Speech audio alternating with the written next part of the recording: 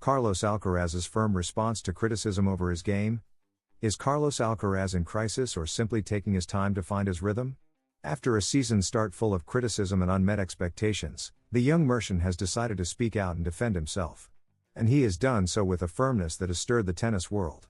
Just days away from starting the clay court swing, his favorite surface, Alcaraz sends a message that completely changes the narrative.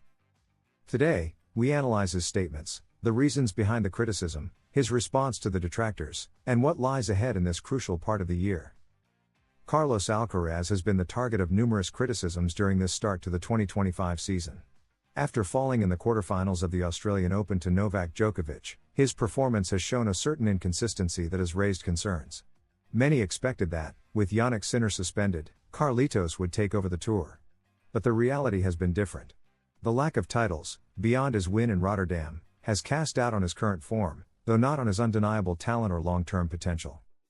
Aware of the noise surrounding him, Alcaraz chose to speak openly. He did so in an interview on the official website of the Monte Carlo Masters 1000, where he made his stance clear. "I'm very happy with my game," he said, and repeated it firmly. For him, tennis is not just about hitting the ball, but much more: mindset, fitness, concentration. With this reflection, he made it clear that he's more focused than ever, even if the results have yet to follow. His words were not just a personal defense but also a criticism of the media environment. Alcaraz pointed out that people often forget there's an opponent on the other side and that when he loses, the default is to look for flaws in his own game. "I don't think that's fair," he said. And it's true, in a sport as demanding as tennis, each match is a world of its own, and every loss has multiple factors. Alcaraz seems to be understanding that maturity also means learning to live with pressure and criticism. The most interesting part of his remarks was his calmness. Instead of sounding angry, he appeared serene. "If I don't win, it doesn't matter if I'm playing well or not," he said. This shows an evolution in how he views competition. Gone, it seems, is the obsession with dominating every tournament. Now, the important thing is to peak for the key stretch of the season, the clay courts, his natural territory. And that, without a doubt, changes the rules of the game. Because if there's one thing Carlitos has proven, it's that on clay he can beat anyone. And clay not only suits his style but also his history. In recent years, he has achieved his best results on this surface, with titles that solidified him as one of the greats. Roland Garros looms on the horizon as one of his main goals, and to arrive there in form, Monte Carlo, Madrid, and Rome will be key. Alcaraz knows this.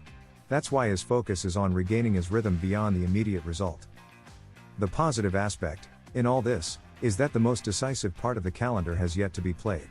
In other words, although the start has been irregular, there's still plenty ahead. And Alcaraz is clear that if he performs as in previous years during this stretch, he'll be back competing for everything. His confidence doesn't seem to have diminished, quite the opposite. The fact that he says he's happy with his level, despite the losses, speaks of a player who knows his process and doesn't let external pressure affect him. Carlos Alcaraz has made a statement. Far from hiding or dodging criticism, he has responded with clarity and composure. His message is clear: not everything is measured by immediate results, and he's ready for what's coming. Monte Carlo will be the starting point of a clay swing where he hopes to rediscover his best version and prove that the doubts were only temporary. While the tennis world questions him, he sharpens his weapons in silence. Because he knows true champions appear in decisive moments, and clay gives him the perfect stage. Did Carlos Alcaraz just send a message to Novak Djokovic? The Monte Carlo Masters 1000 hasn't even started yet, but it's already making headlines. The young Mercian, returning to the tournament after a 2-year absence, has made it clear that he's determined to regain his best form. And fears no one. With a tough draw and a potential final against the world number 1, Alcaraz's words and attitude have raised alarms on the circuit. What was the message that stirred Monte Carlo? Today we break it all down. The Monte Carlo Masters 1000 draw revealed a tough path for Carlos Alcaraz, but also a strategic advantage. He won't face Novak Djokovic until a potential final. This separation in the draw has sparked endless interpretations, especially given the implicit message many see in the Spaniard's attitude: "See you in the final." A confident gesture that contrasts with the irregular performance he has shown in 2025, where he's only managed to claim one title, the ATP 500 in Rotterdam. The last time Alcaraz played in Monte Carlo was in 2022, and the memory isn't exactly encouraging. He lost in his debut. He missed the following 2 editions due to injury, so this return is more than just another tournament. It's a chance for redemption in a season where expectations were sky high, but the results haven't followed. However, his attitude has changed. In recent interviews, he's appeared determined, speaking of challenges, not obstacles, and saying he feels ready to face anyone, even Djokovic. Alcaraz's path to that dreamed-of final is far from easy. He will debut against the winner of the match between Italian Fabio Fognini and Argentine Francisco Cerundolo, two players with clay experience. If he passes that test, his next opponent could be Felix Auger-Aliassime, a talented and hungry player. The quarterfinals would theoretically pit him against Andrei Rublev, one of the circuit's hardest hitters and the current world number 5. But undoubtedly, the most anticipated match before a potential final would come in the semi-finals, where fate could see him face Jack Draper again, his conqueror in Indian Wells. The Brit eliminated him in the semi-finals, exposing some doubts in Carlitos' mental game. Now, with a possible rematch on his favorite surface, Alcaraz knows Monte Carlo is the ideal stage to silence critics and send a loud and clear message: he's back to dominate on clay. And while many see the lack of early matches against Djokovic as a stroke of luck, others interpret it as strategic motivation. Alcaraz hasn't avoided the topic. On the contrary, with a defiant smile, he declared, "It's a long tournament, with great opponents. But if I want to be the best, I have to beat the best, and hopefully that'll be in the final." With these words, social media and the press exploded. Are we witnessing the beginning of a new historic rivalry? On the other side of the draw, Novak Djokovic, Alexander Zverev, and Stefanos Tsitsipas will also fight for a spot in that hypothetical final. Djokovic, looking to reassert his dominance after a shaky start to the season, already has Alcaraz on his radar. Monte Carlo could be the stage where the two titans clash again, raising the tension and excitement of the tournament to epic levels. For now, the Mercian has already thrown down the gauntlet. Carlos Alcaraz returns to Monte Carlo with a clear goal: regain confidence, win on clay, and, if destiny allows, face the world number 1 in the final. His attitude, his words, and the tournament draw show a player who doesn't hide and who knows that great challenges require bold statements. Far from being intimidated by Djokovic or the other favorites, Alcaraz seems to thrive under pressure. In a tournament where anything can happen, he's already done the hardest part, got everyone talking about him before he's even hit his first shot. Novak Djokovic's mission in Monte Carlo? Can Novak Djokovic bounce back after his tough loss in Miami and reclaim dominance in Monte Carlo? The Serbian, a living legend of tennis, arrives at the first major clay tournament with more questions than answers, but also with an unshakable motivation: to win his 100th title. And although the betting odds place him as the second favorite behind Carlos Alcaraz, his experience and hunger for glory make him a formidable opponent. Today we break down how Djokovic is seeking redemption in Monte Carlo, why he remains a top favorite, and what challenges await him on his path. Novak Djokovic comes off a painful final loss at the Miami Masters 1000 against young Czech Jakub Mensik. In that match, despite his veteran status, he made uncharacteristic errors, also impacted by an unexpected eye stye that affected him during the duel. Still, the Czech's level was outstanding, and Djokovic acknowledged his merit. This loss prevented the Serb from reaching a historic milestone, his coveted 100th career title, a goal that continues to drive him at every tournament. Monte Carlo now appears as the next big challenge. It's not a tournament that's historically been kind to him, although he has lifted the trophy twice.